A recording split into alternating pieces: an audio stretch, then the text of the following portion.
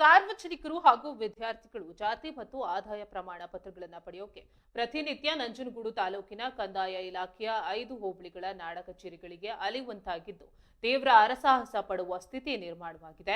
ಸಾರ್ವಜನಿಕರು ಮತ್ತು ಉದ್ಯೋಗಾಕಾಂಕ್ಷಿಗಳು ಮುಂಜಾನೆಯಿಂದಲೇ ಕಚೇರಿ ಮುಂದೆ ಬಂದು ಟೋಕನ್ ಪಡೆದು ಸರದಿ ಸಾಲಿನಲ್ಲಿ ನಿಲ್ಲಬೇಕಾಗಿದೆ. ವಿವಿಧ ಸರ್ಕಾರಿ ಹುದ್ದೆಗಳಿಗೆ ಅರ್ಜಿ ಸಲ್ಲಿಸಲು ಇದೇ ತಿಂಗಳ 3ನೇ ದಿನಾಂಕ ಕೊನೆಯಾಗಿದ್ದು ಜಾತಿ ಮತ್ತು ಆದಾಯ ಪ್ರಮಾಣ ಪತ್ರ ವಿತರಣೆಯಲ್ಲಿ ಆಗ್ತಾ ಇರುವ ವಿಳಂಬದಿಂದಾಗಿ ಉದ್ಯೋಗಾಕಾಂಕ್ಷಿಗಳು ಅರ್ಜಿ ಸಲ್ಲಿಸಲು ಸಾಧ್ಯವಾಗದೆ ಪರದಾಡ್ತಾ ಇದ್ದಾರೆ.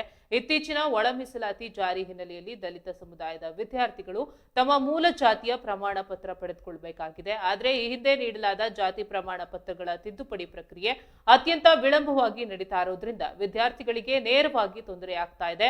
ಜೊತೆಗೆ ನೆಟ್ವರ್ಕ್ ಸಮಸ್ಯೆಯಿಂದಾಗಿ ಅರ್ಜಿ ಸಲ್ಲಿಕೆ ಪ್ರಕ್ರಿಯೆ ಮತ್ತಷ್ಟು ಕುಂಠಿತಗೊಂಡಿದೆ.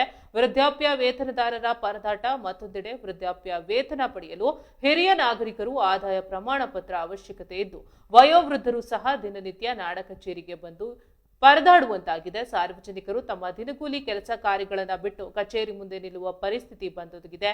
ಕಂದಾಯ ಇಲಾಖೆ ಈ ಆಮೆಗತಿಯ ನಡೆಗೆ ಕುರಿತು ದಲಿತ ಸಂಘರ್ಷ ಸಮಿತಿ ಜಿಲ್ಲಾ ಸಂಚಾಲಕರಾದ ಆಲತ್ತೂರು ಶಿವರಾಜ್ ತೀವ್ರ ಆಕ್ರೋಶ ವ್ಯಕ್ತಪಡಿಸಿದ್ದಾರೆ. ರಾಜ್ಯ ಸರ್ಕಾರ ಮತ್ತು ಕಂದಾಯ ಇಲಾಖೆ ತಕ್ಷಣವೇ ಈ ಗೊಂದಲ ಹಾಗೂ ಅವ್ಯವಸ್ಥೆಯನ್ನ ಸರಿಪಡಿಸಬೇಕು. ಉದ್ಯೋಗಾಕಾಂಕ್ಷಿಗಳು ಮತ್ತು ವಿದ್ಯಾರ್ಥಿಗಳಿಗೆ ಶೀಘ್ರಗತಿಯಲ್ಲಿ ಜಾತಿ ಹಾಗೂ ಆದಾಯ ಪ್ರಮಾಣ ಪತ್ರಗಳನ್ನು ವಿತರಿಸಲು ಪರ್ಯಾಯ ಕ್ರಮ ಕೈಗೊಳ್ಳಬೇಕು ಎಂದು ಅವರು ಕಟ್ಟುನಿಟ್ಟಾಗಿ ಒತ್ತಾಯಿಸಿದ್ದಾರೆ. ಬಣರಹಿತ ವತಿಯಿಂದ ಮಾತಾಡ್ತಿರೋದು ಆಲತ್ತೂರು ಶಿವರಾಜ್ ಅಂತೇಳಿ ಜಿಲ್ಲಾ ಸಂಘಟನಾ ಸಂಚಾಲಕರು. ಏನು ಕಳೆದ CET ಆಗಿರ್ಬೋದು, ನೀಟ್ ಆಗಿರ್ಬೋದು, ಈ ಒಂದು ರೀತಿ ಸರ್ಕಾರದ ಮಟ್ಟದಲ್ಲಿ ಅಧಿಕಾರಿಗಳು ಈ ದಲಿತ ಸಮುದಾಯದ ಒಂದು ಹುದ್ದೆಗಳನ್ನ ಕಸಿಯುವ ಒಂದು ಹುನ್ನಾರ ನಡೀತಾ ಇದೆ ಅಂತ ಒಂದು ಅನುಮಾನ ಬರ್ತಾ ಇದೆ.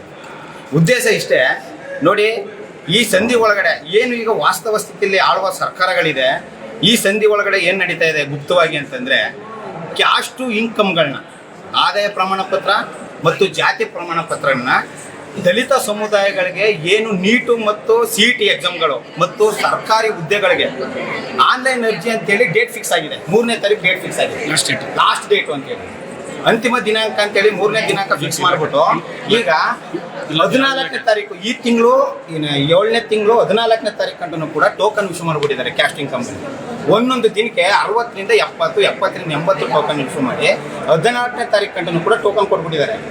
ಕೊಟ್ಬಿಟ್ಟು ಯಾರಿಗೂ ಕೂಡ 3ನೇ ತಾರೀಕು ಲಾಸ್ಟ್ ಡೇಟ್ನು ಮಾಡಿಬಿಟ್ಟು ಕ್ಯಾಸ್ಟಿಂಗ್ ಕಂಪ್ನಿ ಸಿಗ್ತಾ ಇಲ್ಲ ಯಾರಿಗೂ ಕೂಡ.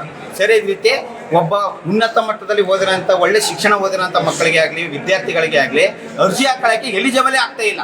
ಈ ಉದ್ದೇಶ ಏನು, ಕಂದಾಯ ಇಲಾಖೆ ನಿಷ್ಕ್ರಿಯ ಆಗಿದೆ, ಆಳುವ ಸರ್ಕಾರ ನಿಷ್ಕ್ರಿಯ ಆಗಿದೆ.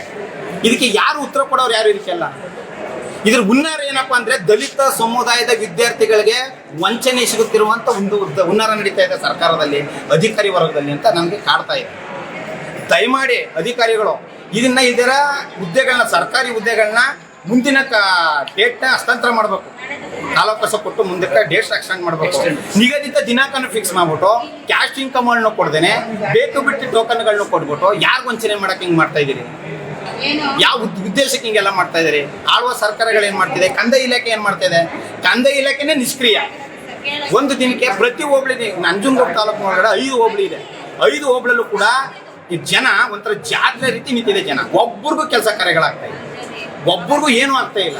ಹೋಗ್ಲಿ ಸೇವಾ ಸಿಂಧುಲಿ ಕೆಲಸ ನಡೀತದೆ ಅಂತಂದ್ರೆ ಸೇವಾ ಸಿಂಧುಲಿ ಕೆಲಸ ನಡೀತಾ ಇಲ್ಲ, ಕರ್ನಾಟಕವನ್ನು ನಡೀತಾ ಇಲ್ಲ, ಎಲ್ಲೂ ನಡೀತಾ ಇಲ್ಲ. ಹೋಗ್ಲಿ ವೆಬ್ಸೈಟ್ಗಳಿಗೆ ಹೋದ್ರೆ ಅಲ್ಲೂ ಕೂಡ ಕೆಲಸ ನಡೀತಾ ಇಲ್ಲ, ಎಲ್ಲ ಕುಂಠಿತ. ಇತ್ತೀಚೆಗೆ ಒಳ ಮೀಸಲಾತಿ ದುರುದ್ದೇಶದಿಂದ ಇಡೀ ರಾಜ್ಯ ಜನತೆ ಮತ್ತು ತಾಲೂಕಿನ ಜನತೆ ಬಹಳ ಸಂಕಷ್ಟಕ್ಕೆ ಗುರಿಯಾಗುವುದು ನಮ್ಮ ಕಣ್ಣು ಮುಂದೆ ತುಂಬ ರಾಸಿದೆ.